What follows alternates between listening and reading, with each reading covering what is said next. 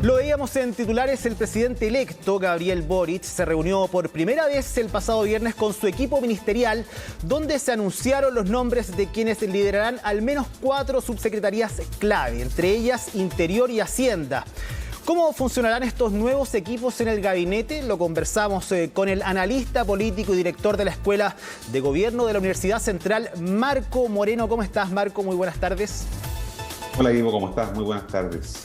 Marco, partamos. ¿Qué te pareció el anuncio de ayer? Bueno, la ratificación finalmente de estos 4 nombres que llegan a la subsecretaría, pese a que ya habían trascendido hacia dónde iban las señales importantes que se dan, por ejemplo, en las duplas Jackson, Macarena Lobos en las Express, también en Mario Marcel con Claudia Sangüesa en Hacienda, también Manuel Monsalve junto a Isquia Siches ahí en Interior. Bueno, creo que de alguna manera confirma esta idea de que los presidentes se rodean de personas de mucha confianza para poder llevar adelante su gestión de gobierno, ¿no? Los subsecretarios cuyos nombres y subsecretarias que conocimos en su designación de alguna manera ya habían trabajado con él en la campaña, ¿no? Durante especialmente la segunda fase de su campaña, en la segunda vuelta, vimos un rol muy importante que asumieron, ¿no es cierto?, Eduardo Vergara, por ejemplo, quien va a asumir la Subsecretaría de Prevención del Delito, Claudia Sangüesa, que fue una asesora económica muy importante desde su comando, el diputado Manuel Monsalve, ¿no es cierto?, que si bien es cierto, viene del mundo socialista, él es militante del Partido Socialista, pero de alguna manera, ¿no es cierto?, junto a Paula Narváez fueron los que primero decidieron cruzar el río para apoyar la candidatura de Gabriel Boric antes, ¿no es cierto?, de que el partido formalmente lo hiciera, porque tenía otra candidata, la senadora Yana Proboste. Por lo tanto, Manuel Monsalve también es una persona que podríamos decir responde muy bien a esta idea de cercanía del presidente. Y en el caso de Macarena Lobos, ¿no es cierto?, que es una profesional con mucha experiencia, ha sido subsecretaria del gobierno de Michelle Bachelet, formaba parte también de los equipos que sabíamos estaban articulándose y de alguna manera por su experiencia probablemente también fue reclutada para desempeñar esta función importante en la Secretaría General de la Presidencia, ¿no? Que va a implicar de esa manera que el ministro, en este caso Giorgio Jackson, pueda también dedicar mucho más tiempo a la coordinación y a las relaciones políticas, que va a ser tan importante en un Congreso en donde sabemos el gobierno que asume el 11 de marzo tiene una frágil mayoría en la Cámara de Diputados y un virtual empate en el Senado, por lo que va a requerir de mucha atención el trabajo en esa dimensión de la negociación parlamentaria. ¿Y cómo crees que va a estar este tándem Mario Marcel, Claudia Sangüesa? Hay bastantes todavía inquietud, podríamos decir, en algunos representantes desde los partidos, sobre todo los de Apruebo Dignidad, con el real compromiso que tenga Mario Marcel quizás con cumplir estrictamente este programa de gobierno propuesto por Apruebo Dignidad, con reformas estructurales profundas, pero que él dice van a ser llevadas con responsabilidad fiscal y también con gradualidad, algo que ha preocupado y que está ahí todavía dando vueltas en Apruebo Dignidad. Bueno, esas dudas podrían tender a disiparse con la nominación de Claudia Sangüesa. Como ya sabemos, ella es una de las asesoras económicas más importantes del electo presidente Gabriel Boric. Tuvo un rol muy destacado en la elaboración del programa de gobierno de Gabriel Boric. Por lo tanto, es una persona que da completa garantía, creo yo, a todos los actores de la coalición del Frente Amplio, fundamentalmente no el Partido Comunista, los partidos del Frente Amplio. Ella viene de Revolución Democrática y por lo tanto, en cierta manera, esto es una señal que puede transmitir cierta confianza, cierta garantía, en el sentido de que el programa en sus aspectos fundamentales van a estar de alguna manera, ¿no es cierto?, resguardados, garantizados, porque junto al ministro Marcel, ¿no?, que está comprometido con el cumplimiento del programa, tenemos una cercana colaboradora de los partidos del Frente Amplio y del propio presidente Gabriel Boric, como es Claudia Sangüesa. Y en ese sentido, ¿cómo crees tú que ha influido el rol de los partidos políticos, esta presión que se ha ejercido la última semana con la dilatación finalmente del anuncio de los subsecretarios, algo que iba a ser algo administrativo, que dicen desde el interior del equipo de trabajo del presidente electo está listo, pero que están haciendo las últimas revisiones? Pero en la misma semana hemos escuchado muchas declaraciones de los principales dirigentes de los partidos de Apruebo Dignidad que piden mayor representación en esta segunda línea de subsecretarios. Sí, es bien interesante que los televidentes puedan entender quienes van a asumir el 11 de marzo tienen, ¿no es cierto?, un diseño bastante innovador, ¿no? Normalmente del año 1990 en adelante las coaliciones electorales se convertían en coaliciones de gobierno, ¿no? Era la misma coalición electoral la que llegaba, si ganaba la elección, a ser gobierno. Así pasó ininterrumpidamente desde 1990. Sin embargo, en esta oportunidad, la coalición de gobierno, Apruebo Dignidad, el Partido Comunista, el Frente Amplio, el Frente Regionalista Verde Social, ¿no? Van a ocupar roles clave en el Poder Ejecutivo, en el gabinete, pero se suma otra coalición, ¿no? El nuevo Pacto Social o la ex Concertación, es decir, el Partido Socialista, el PPD, el Partido Radical, ¿no es cierto?, los liberales, y que por lo tanto vamos a tener la cohabitación de dos coaliciones, que es un elemento también innovador, ¿no es cierto?, junto con que la ampliación de la coalición de gobierno van a coexistir estas dos coaliciones, ¿no? Vemos entonces que este proceso ha generado ciertas tensiones, ¿no? Porque los partidos comienzan a plantear sus demandas, ¿no es cierto?, a querer ocupar mayores espacios. Recordemos que los partidos políticos finalmente, ¿no es cierto?, lo que quieren también es capacidad para poder influir, ¿no? Y por eso que probablemente hubo algunas presiones, ¿no?, que dificultaron tener completamente resuelto el diseño,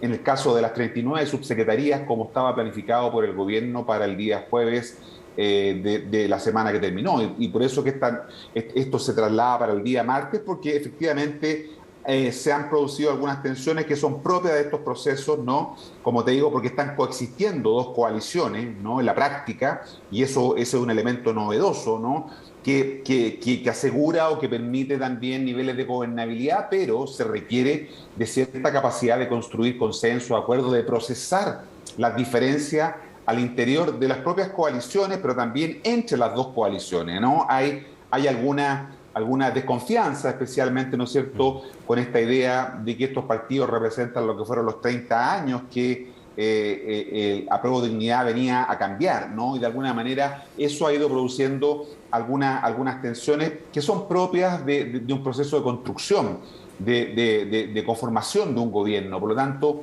forman parte del proceso y evidentemente esa es la razón que podría explicar por qué está tomando más tiempo de lo necesario esas nominaciones. Recordemos que todavía quedan las de los secretarios regionales ministeriales, que son 194 más o menos, y los jefes de servicio, como por ejemplo impuestos internos u otras reparticiones que son muy importantes, que también van a ser producto evidentemente de un espacio de negociación por parte de las fuerzas políticas que están apoyando al gobierno.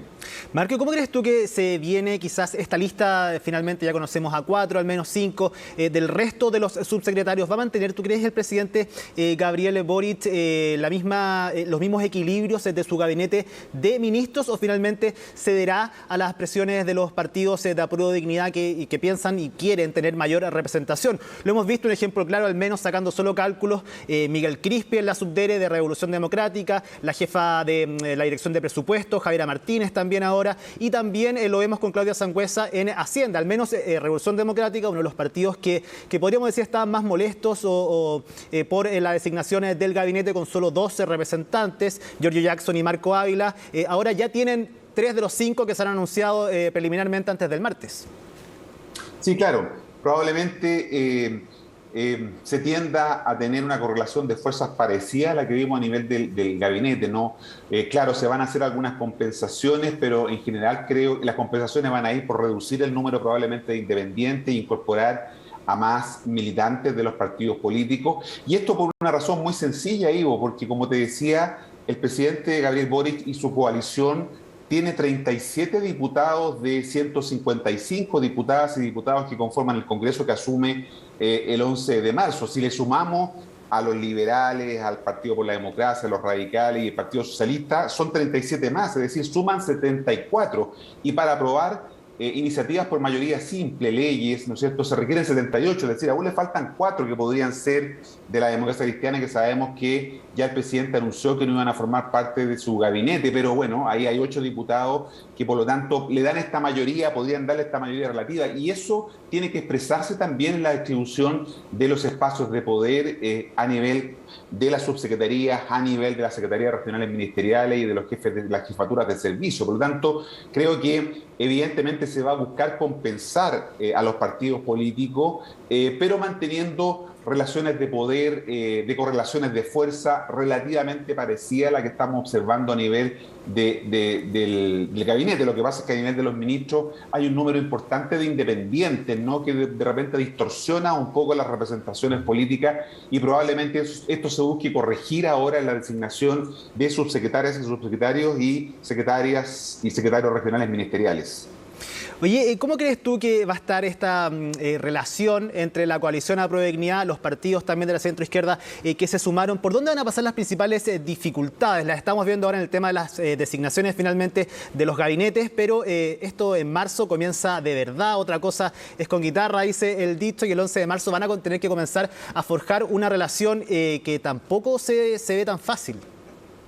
Sí, se dice frecuentemente que se hace campaña en verso y se gobierna en prosa, ¿no? Porque otra cosa es justamente cuando hay que empezar a gestionar y administrar el poder, ¿no? Uno a veces, la oposición administra el desencanto, administra el malestar, administra la crítica, pero cuando tú tienes que administrar el poder de alguna manera, eso te obliga, ¿no?, a procesar las diferencias de una manera que no se generen conflictos. Y ese es el gran desafío para este Ejecutivo, que, como digo, en el que van a coexistir 2 coaliciones. Eso es una innovación, porque, como te decía antes, desde el año 1990 era la misma coalición electoral la que llegaba a ser gobierno. Aquí vamos a ver 2 coaliciones que van a coexistir, y el punto central está en lo que tú dices, ¿no?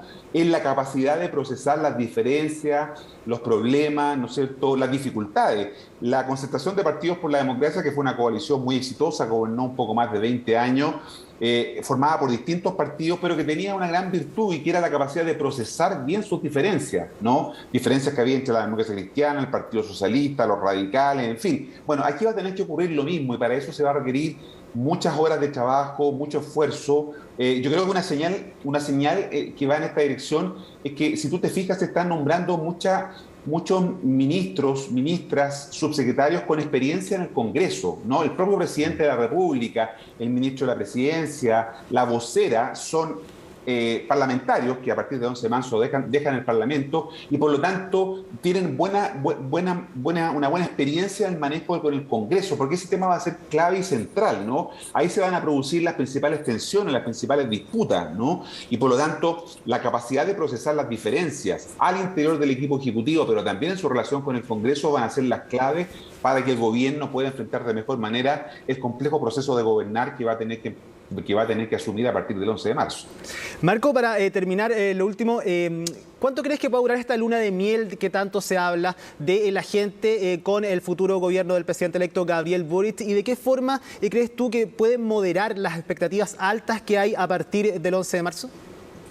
Bueno, esa es una dificultad, ¿no? Las altas expectativas que hay de la ciudadanía en que muchos de los problemas se van a resolver, siempre es un factor que puede jugar en contra. La gente, al final del día, lo que evalúa son los resultados de un gobierno, ¿no? Resultado es la palabra que encumbra o hunde a un gobierno, ¿no? Y las expectativas tienen que ver, ¿no es cierto?, con el cumplimiento de resultados. Por eso es que probablemente la luna de miel esté fuertemente condicionada, ¿no? O sea, este periodo que le llamamos luna de miel, que es cuando los gobiernos entran, tienen todavía mucho capital político, sus líderes, ¿no es cierto?, tienen alta aprobación, pero eso en esta oportunidad para este gobierno va a estar de alguna manera interrumpido por un hecho muy importante, cuál es el plebiscito de salida, ¿no?, que está dentro del cronograma del proceso constituyente, ¿no? Recordemos que la Constitución, el texto constitucional debe entregarse el 4 de julio a más tardar, y de allí el presidente de la República tiene hasta 60 días para convocar un plebiscito de salida, el que podría ser entre el mes de septiembre y el mes de octubre.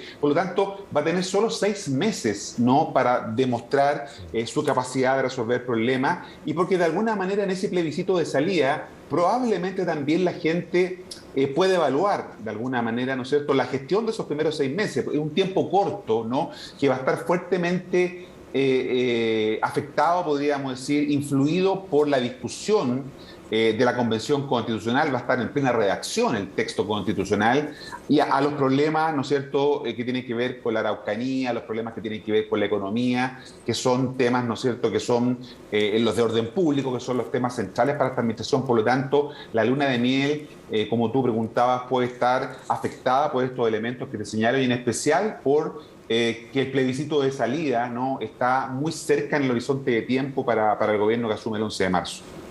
Marco Moreno, director de la Escuela de Gobierno de la Universidad Central, analista político también. Muchas gracias por estar con nosotros acá en Noticias Express. Gracias a ti, Ivo. Buenas tardes. Y nosotros nos vamos a una pausa, pero volvemos enseguida.